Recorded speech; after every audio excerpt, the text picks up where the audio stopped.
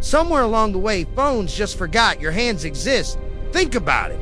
Every single year, the bezels got thinner, the cameras got better, and the screens just kept growing. 6.7 inches, 6.8, 6.9, and at some point, we all just accepted it. The Sony Xperia 2026 is not a nostalgia play. This isn't Sony looking backwards, saying, hey, remember small phones? This is Sony looking at the entire flagship market and deciding that the industry got it wrong. But somewhere between chasing screen real estate and stacking camera sensors, the actual experience of holding a phone, abusing it with one hand, slipping it into a pocket without thinking twice got completely abandoned. So they rebuilt it from scratch. What does elite performance actually require? And more importantly, what does it not require? Turns out, it doesn't require a massive footprint.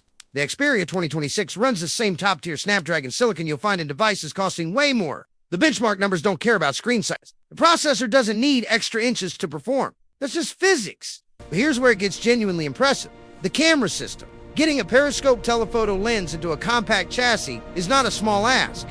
Engineers will tell you the geometry alone is a nightmare. A periscope lens needs horizontal space inside the body. In a large phone, you have room to play with. In a compact frame, every single millimeter is spoken for. Sony's team spent years rerouting components, redesigning the vapor chamber cooling system to wrap around the camera, and treating the interior of this phone like a puzzle. The result is a true periscope telephoto lens sitting comfortably inside a phone that fits in your shirt pocket.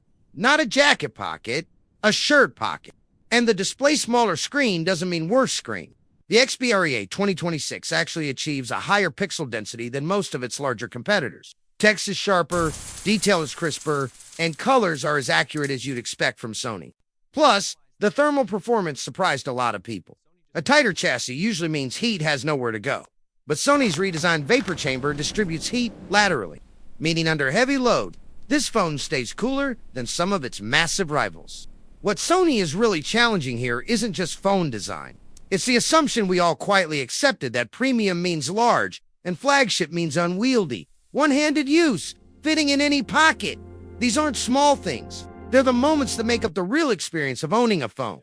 The Xperia 2026 is a fully realized, top-tier flagship that fits in the palm of your hand. Because Sony decided that was the standard worth building too. The compact flagship is back. Thanks for watching. And if you enjoyed this, a subscribe would be awesome. Catch you in the next one.